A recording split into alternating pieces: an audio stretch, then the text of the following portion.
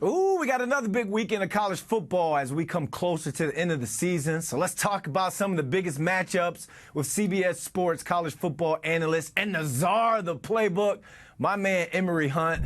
There he goes. Emory, man, I guess another great week of college football upon us. We got some Raging Cajuns news for you that you might want to bring up later on. But we can start with this Michigan at Maryland game. No Jim Harbaugh.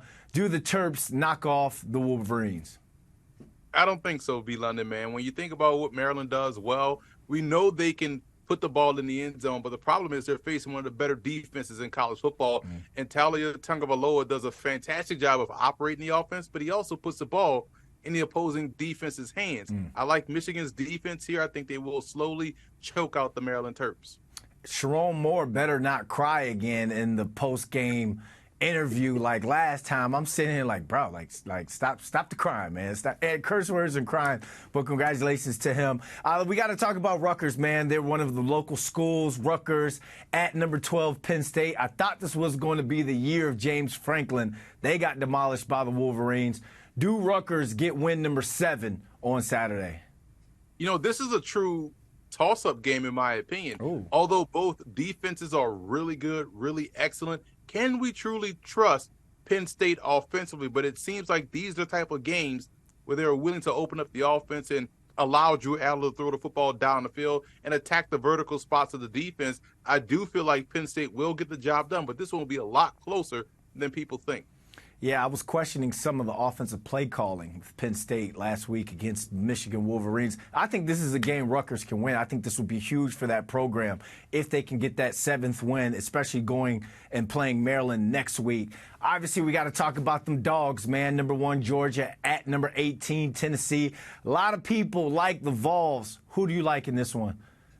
Wow, I don't know why, man. When you think about what they've done to Florida, what they did last week to Ole Miss, and what they've done to opponents all throughout the season, Georgia's defense and point of attack play on the offensive side of the ball is why they are able to get ahead in games and also why they're able to close out games. So when you're strong at the point of attack, you know this, Brandon, when you're able to slowly run the football and slowly get pressure on the opposing team, especially a team like Tennessee that wants to put the ball in the air, it's very tough to find consistency on offense. I like Georgia to roll once again and setting the stage for what should be a fantastic game between them and Georgia Tech at the end of the season. Yeah, they got dogs down there in Athens, like literally a team full of an NFL roster. Do you like Georgia to win the national championship this year?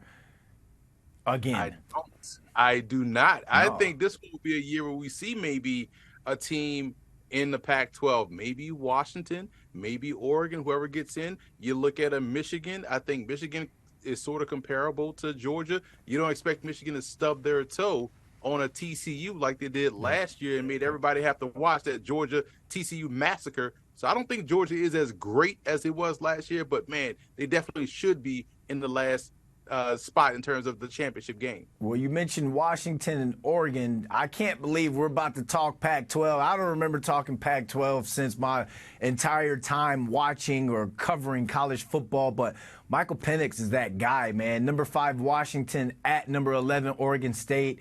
Who wins this one? I hate to be a prisoner of the moment guy because when you think about the game here, the matchup, this could be a potential Heisman elimination game for Michael Penix. Oregon State has the seeds to pull this off, and I do like Oregon State to win. Why? Because they are strong along the line of scrimmage. They can run the heck out of the football. Deshaun Fenwick is a fantastic tailback, NFL prospect.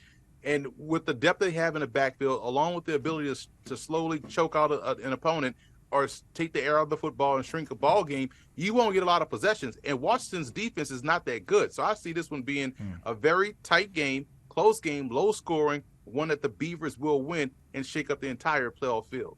Wow, low scoring game in the Pac-12. I mean, I guess when I say low scoring, I'm talking about within the 30s. We won't get the 80s. All right. It's like the Ravens defense versus the Bears defense right there. A 30-point something game in the Pac-12. That is low scoring. Let's stay on this one. I know this one's not a top 25 game and it's going to be on past my bedtime, but Coach Prime in Colorado needs one more win to be bowl eligible. They play Washington State. Does Deion and the Buffs go bowling after this game? It's tough because this is a game where Washington State has a fantastic quarterback in Cam Ward, and we know about Shedeur Sanders, who I think is the number 2 quarterback in this draft class. If he comes out, he's outstanding. I just can't trust Colorado's defense. Even though Washington State's defense isn't that great, we've seen them get stops before. I say this will be another shootout in the Pac-12. This will be a high-scoring game, but I'm going to lean toward Washington State getting the job done. And I saw your Twitter or your X, and you gave a shout-out to your Raging Cajuns with the new news about you guys, I guess, raised some money or something like that. Go ahead. Shout out your school, man. Excellent job by the Raging Cajuns. Now we're doing full renovations on the stadium. Cajun Field, the original swamp. Don't let those people down in Gainesville tell you any differently. We have the original swamp, and that's where we're going to continue to expand. I'm excited about it because we've seen this program just consistently get better year in, year out, grow into a really top-tier program, and we're just waiting for y'all to accept our invitation, answer the phones when I call you, Mass, get down at the Cajun Field, and get this beat that we're ready to serve up on everybody. How much did you donate to the new facility? Listen, we are out of time here on the show. We got to go. We got to get other people on. See, what happened was I didn't get the email. Hey, Emory Hunt, man, thanks for joining us, man.